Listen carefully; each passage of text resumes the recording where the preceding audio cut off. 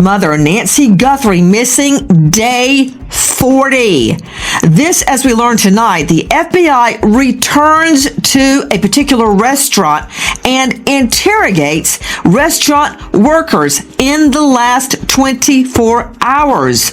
This as the use of retinal scanning is considered for the Porch Guy that we know kidnapped Nancy Guthrie, and the FBI now conducting shoe casting tests on potential footprints found at the crime scene.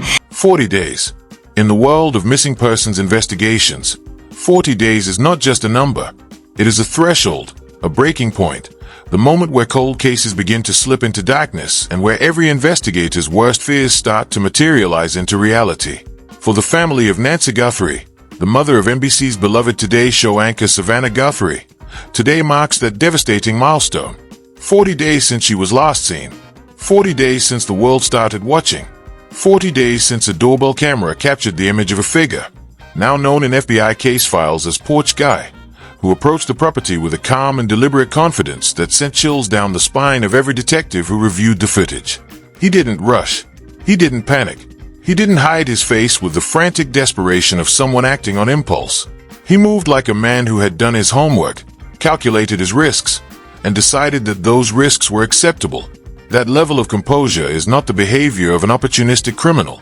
That is the behavior of someone who planned, prepared, and executed. And that distinction changes everything about how this investigation must be approached.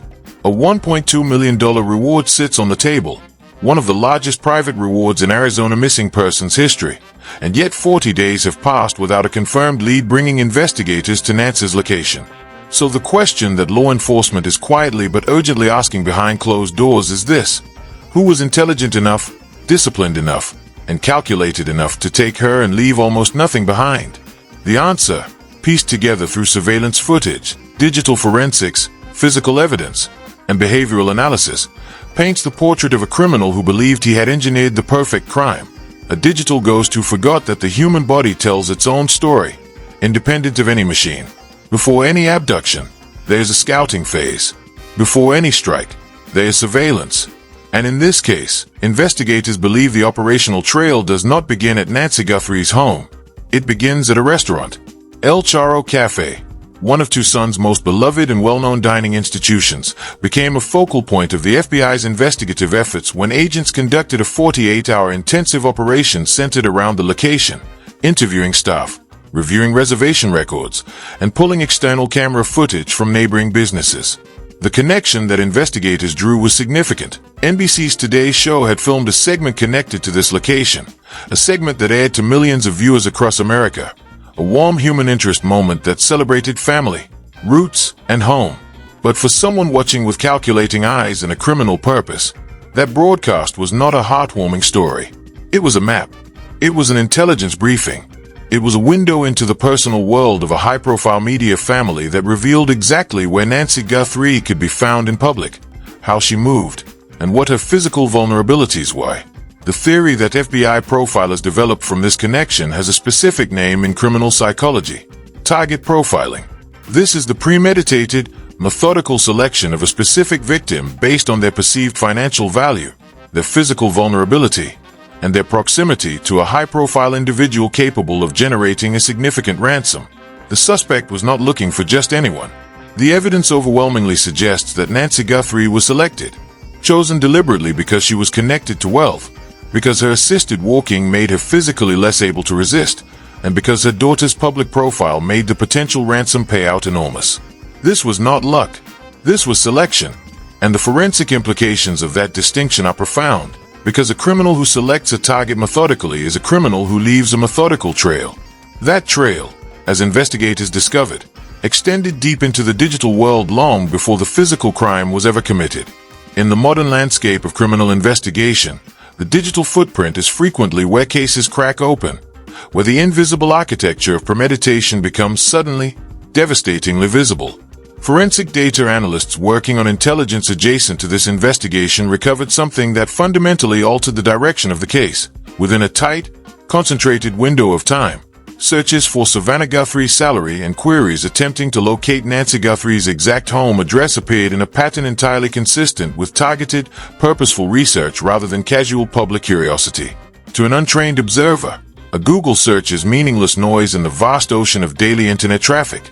But to a forensic digital analyst trained to read the sequence, timing, geographic clustering, and behavioral patterns of search data, this was not noise. This was a signal. When an individual searches for a celebrity's annual salary and simultaneously attempts to locate that celebrity's elderly mother's private home address within the same research window, that is not coincidence. That is not curiosity. That is premeditation with a financial motive. This single piece of digital intelligence transformed the entire classification of the crime.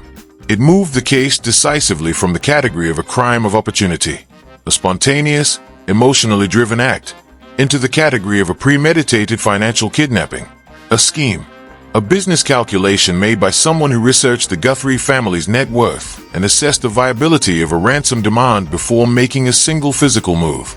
The kidnapper knew the value of what he was taking before he ever took it.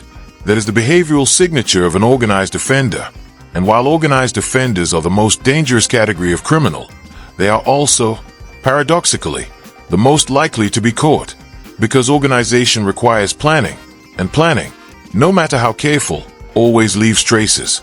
The traces this particular offender left extended into the ransom communication itself, and it was here that investigators encountered something that initially appeared to be a sign of sophisticated intelligence but ultimately revealed a critical strategic vulnerability. When forensic linguists examined the ransom note connected to this case, they flagged something immediately anomalous. The language was eloquent, structured, almost clinical in its precision. It bore none of the grammatical fragmentation, emotional volatility, or regional dialect markers typical of ransom communications written under psychological stress by individuals with limited education. It read, in the assessment of multiple forensic language experts, like something generated not from the raw, desperate psychology of a criminal mind, but from a machine. The phenomenon investigators are now working with is a name, linguistic bleaching. This is the deliberate use of AI language generation tools, platforms like ChatGPT and similar consumer-accessible writing systems, to strip a document of its personal identifiers, scrub it of regional slang and grammatical habits, and erase the invisible stylistic fingerprints that every human writer leaves behind without even realizing it. Every person who writes leaves traces of themselves in their language, their education level, their cultural background, their emotional state, their native tongue. Forensic linguists are trained to read those traces the way a tracker reads footprints. But when a criminal feeds his own rough draft into an AI platform and instructs it to rewrite the content in formal, neutral, professional language, he effectively creates what investigators are calling a generic identity, a linguistic voice that belongs to no one in particular and therefore cannot be attributed to anyone specifically. It is, in its own deeply disturbing way, a genuinely clever evasion technique. A 21st century criminal, using the most advanced consumer technology available to commit what is essentially one of the oldest crimes in human history. But the critical flaw in this strategy is that it only protects the digital layer of the criminal's identity. It says nothing about the physical layer. And the physical layer, it turns out, was considerably less careful. The body is an archive. Every marking, every habit of movement, every biomechanical pattern accumulated over a lifetime is recorded not in a database, but in the physical world, in the dust and the ground and the surfaces that a person moves through without ever thinking about what they are leaving behind. Porch Guy left 2 physical signatures that investigators are now treating as among the most valuable identification tools in the entire case. The first is a tattoo. Enhanced photographic analysis of the doorbell footage, using scaled measurement techniques that compare tattoo proportions against known anatomical landmarks, isolated what appears to be a distinctive snake or koi fish design on the suspect's wrist. A tattoo with a detailed scale pattern that is not the work of a casual street shop but rather the product of a skilled specialist. Every such tattoo is a transaction between a client and an artist. Transactions create records. Records create investigative pathways. The second physical signature is, from a forensic standpoint, even more powerful. The terrain surrounding key locations in this case is characteristic Tucson ground, dry, fine, compacted dust and soft soil that preserves impressions with remarkable fidelity. In that terrain, investigators found footprints.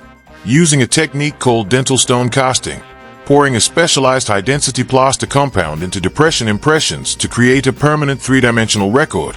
FBI forensic technicians captured not just the suspect's shoe size and tread pattern, but something far more personal and far more difficult to disguise: the way he walks. Forensic gait analysis examines two fundamental biomechanical wear patterns. Pronation describes the inward rolling of the foot during each step, which produces distinctive wear on the inner edges of shoe soles over time. Supination describes the outward rolling of the foot, wearing down the outer edges. Every human being's gait is as individual as a fingerprint, shaped by bone structure, muscle memory, posture, weight distribution, and decades of movement patterns that are effectively impossible to consciously alter. Even if the suspect changes his appearance entirely, he cannot change the way gravity interacts with his skeletal frame. He cannot change the biomechanical signature that his body has been building since childhood. His shoes recorded that signature. The FBI now holds it preserved in dental stone. And yet, even with all of this physical evidence accumulating, the investigation encountered a technological wall that is important to understand honestly. When analysts reviewed the doorbell footage and observed the moment where the suspect appeared to look almost directly into the camera lens, the immediate instinct was to attempt a biometric retinal match. It seemed, in that fraction of a second, like the breakthrough the investigation needed. It was not enough. Standard commercial and consumer security cameras, the doorbell cameras and parking lot surveillance systems that captured this footage, do not possess the technical specifications required for biometric retinal identification. That process requires specialized infrared imaging technology capable of capturing the unique vascular architecture of the human retina at a pixel density and focal precision that commercial security equipment simply does not provide. The suspect's eye in that footage, when examined at the pixel level, is a cluster of insufficient data, not a medical-grade retinal map. This is the moment in every modern investigation where the digital tools reach the edge of their capability, where the algorithms exhaust their options, and where the irreplaceable value of traditional forensic detective work becomes not just useful but essential. The shoe cast, the tattoo record, the behavioral witness testimony, the tattoo artist who may remember a face, the restaurant employee who may recall a regular customer who asked unusual questions. These are the tools that carry the investigation forward when the screens go dark. And so we arrive at the convergence point, the place where every thread of this investigation meets. On one side of the equation stands a suspect who demonstrated genuine operational intelligence. He researched his target financially before moving. He used artificial intelligence to sanitize his written communication. He moved through public spaces with a composure that suggested prior planning and possibly prior criminal experience. He understood, at some functional level, that the digital world could be manipulated, obscured, and erased. On the other side of that equation stands the physical world, which operates by entirely different rules, rules that no amount of technological sophistication can override. A tattoo pressed permanently into skin by a needle that a human artist guided by hand. A pair of shoes that absorbed 40 days of gait and weight and movement and recorded it faithfully in their worn soles. A patch of Tucson dust that held the shape of a footstep long enough for investigators to pour dental stone into it and carry it away as evidence. The digital mind of this criminal was, by any measure, more sophisticated than average. But the physical body of this criminal was as fallible, as traceable, and as honest as any other human body that has ever moved through the world. He used AI to hide his words. He used calculated composure to hide his face. He used the vastness of the internet to conceal his research. But from the scales inked into his wrist to the wear pattern ground into the soles of his shoes, he left behind a story written in the only language that forensic science has always trusted most, the language of the physical world. Nancy Guthrie is not a forensic puzzle.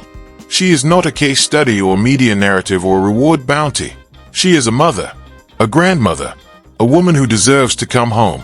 Somewhere, someone holds a piece of information, a face they recognize, a conversation they remember, a detail they have not yet realized is important. If you have any information regarding Nancy Guthrie's disappearance, contact the FBI tip line at 1-800-CALL-FBI, the Tucson Police Department Anonymous Tip Line, or the National Center for Missing and Exploited Adults. A reward of $1.2 million is waiting for the information that brings her home.